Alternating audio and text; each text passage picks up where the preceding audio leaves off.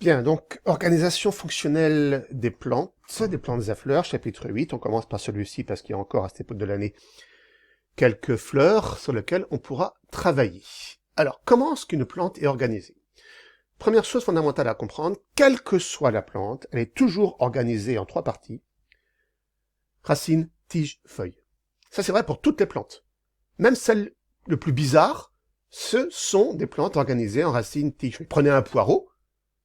Il y a des racines, il y a des feuilles, il y a une tige minuscule. Prenez des carottes, la carotte c'est une racine qu'on fait de réserve. Donc toutes les plantes sont organisées suivant le modèle racine, tige, feuille. Chacun de ces 3 organes ayant des fonctions bien précises. La feuille.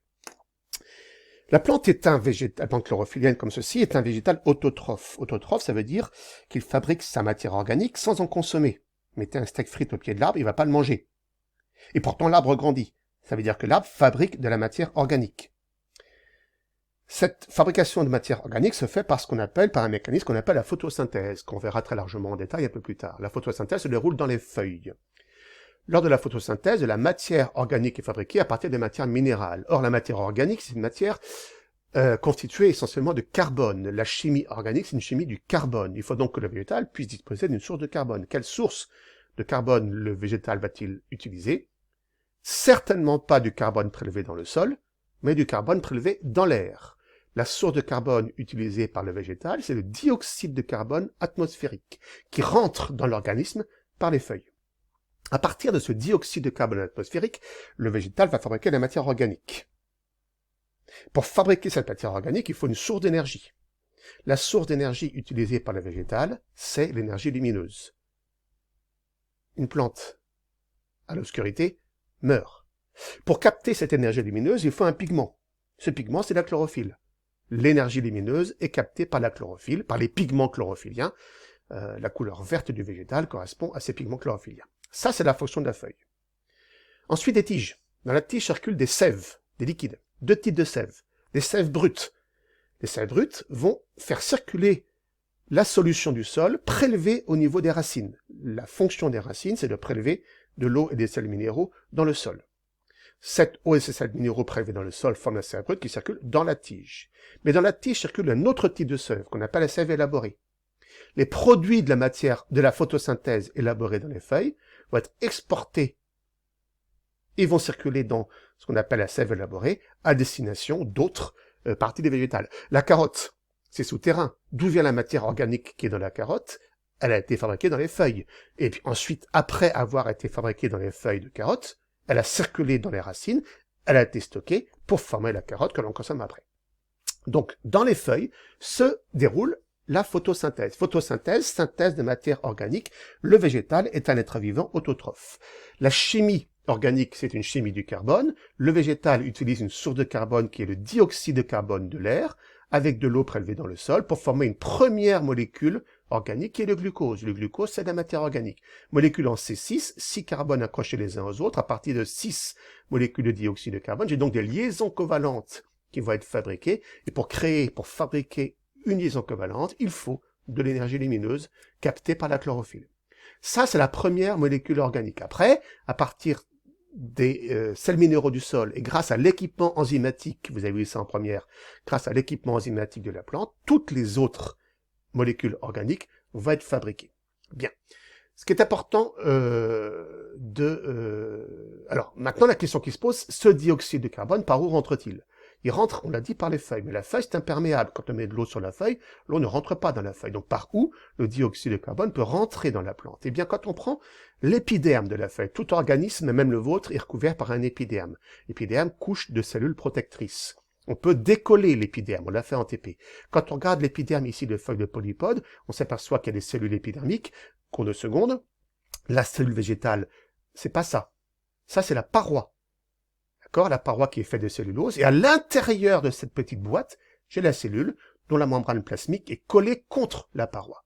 Donc ça, c'est la cellule épidermique en forme de pièce de puzzle. Et vous avez dans l'épiderme ce type de structure qui correspond en fait à 2 cellules collées l'une contre l'autre. Vraiment ce qu'on appelle un stomate. Si on regarde en plus gros, voilà ce que c'est. 2 cellules collées l'une contre l'autre. Une cellule stomatique, l'autre cellule stomatique. Et entre les deux ici, j'ai un trou.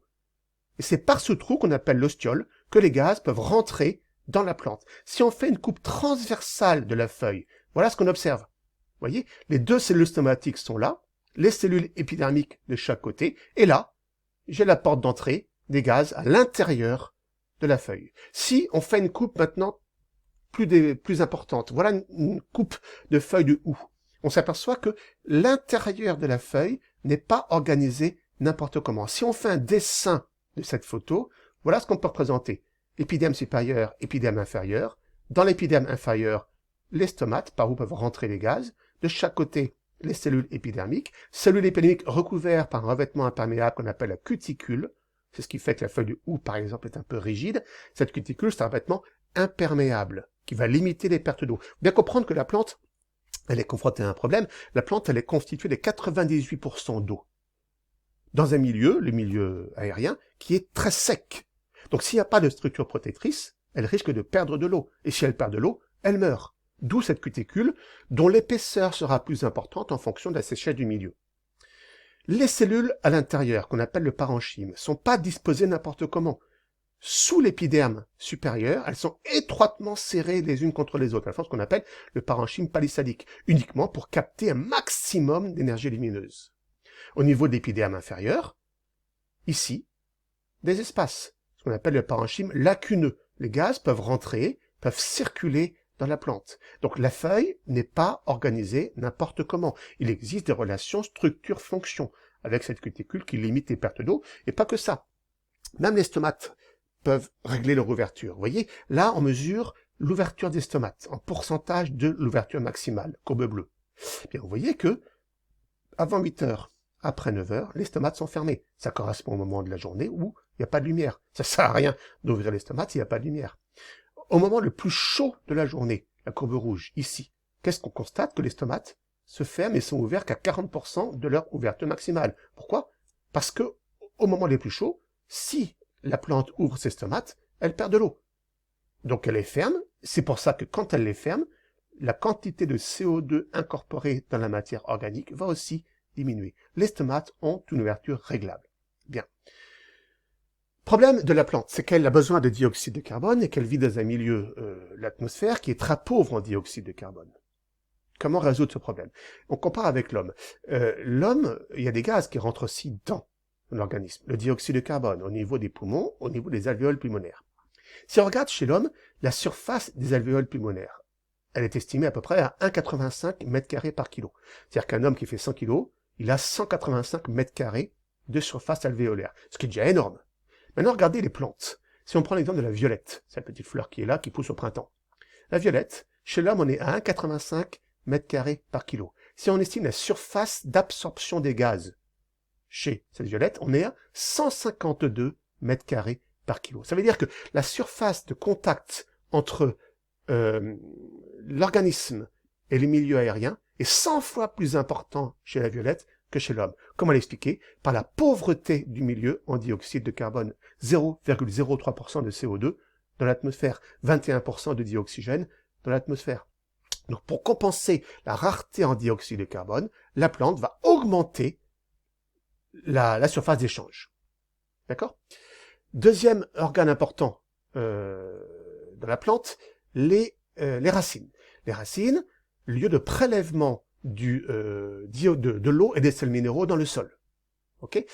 La surface, la quantité de racines est considérable. La quantité de racines est largement plus importante que la quantité de feuilles. Vous avez ici l'exemple de la rabette, petite plante minuscule qui vit au ras du sol, d'accord, qu'on a ici plantée. Regardez ce qui se passe. Vous avez ici la rabette vue par-dessus, ça fait 1 ou 2 cm de haut. Et vous avez ici les racines correspondantes. C'est beaucoup plus important. En dessin, ça peut être représenté. Vous voyez ici sur des dessins qui ont pu être faits de différentes plantes. La surface, la quantité de racines est beaucoup plus importante que la quantité de feuilles. Alors, les racines ont aussi un rôle important que je n'avais pas évoqué ici, mais qu'il faut aussi noter quand même, c'est que les racines ont un rôle d'ancrage dans le sol, d'accord? Les plantes ne peuvent pas se déplacer, sont ancrées dans le sol, et pour pouvoir résister notamment au vent et aux pluies, il faut une surface racinaire assez importante, assez développée. Bien.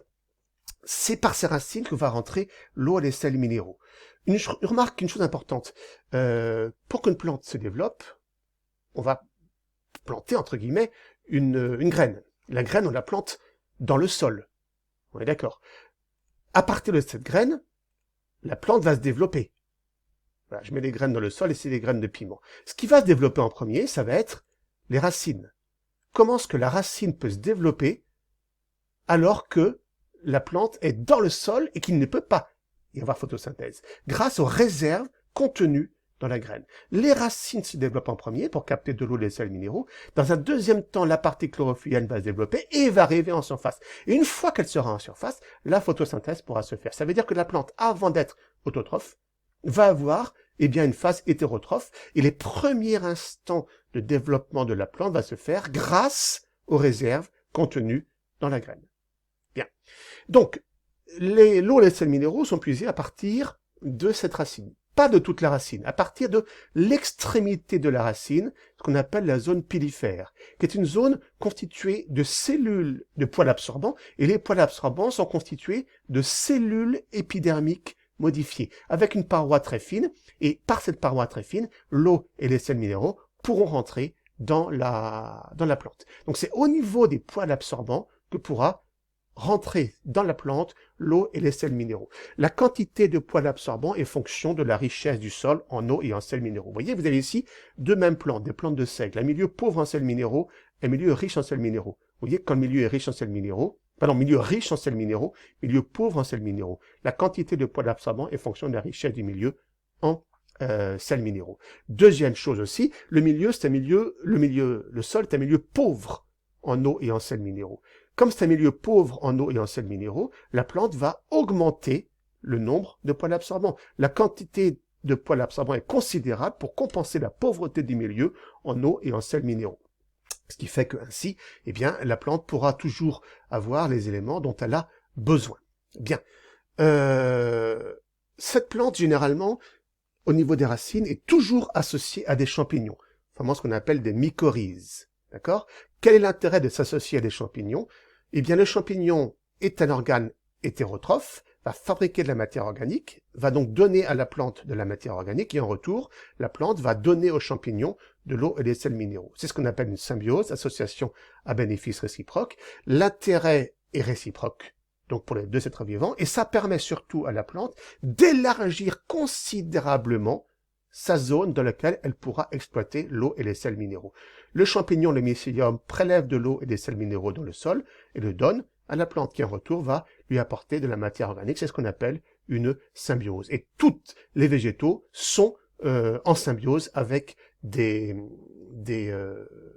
champignons du sol. L'eau et les sels minéraux circulent dans la plante sous forme de sève brute. Quand on taille la vigne au printemps, on voit une goutte d'eau apparaître, on dit que la vigne pleure, c'est la sève brute, c'est cette goutte d'eau qui perle ici. Cette sève brute va être composée exclusivement d'eau et de sels minéraux. C'est la solution prélevée dans le sol qui va cheminer jusqu'à la feuille pour la photosynthèse. Dans la plante se fait la photosynthèse et se forme alors de la matière organique qui va être exportée de la feuille dans de la sève qu'on appelle la sève élaborée, qui contient de la matière organique. Il n'y en a pas dans la sève brute.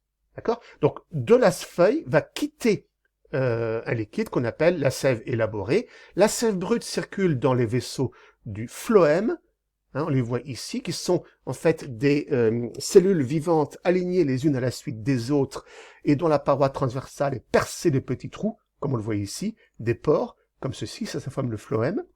Alors que la sève brute, elle, circule dans les vaisseaux du xylème, qui sont un alignement des cellules mortes, mais dont la paroi de cellulose est imprégnée de lignine rigide qui fait que l'ouverture persiste, et c'est cette lignine qu'on voit ici qui forme des spirales, qui forme donc la sève, qui forme donc les vaisseaux du xylème.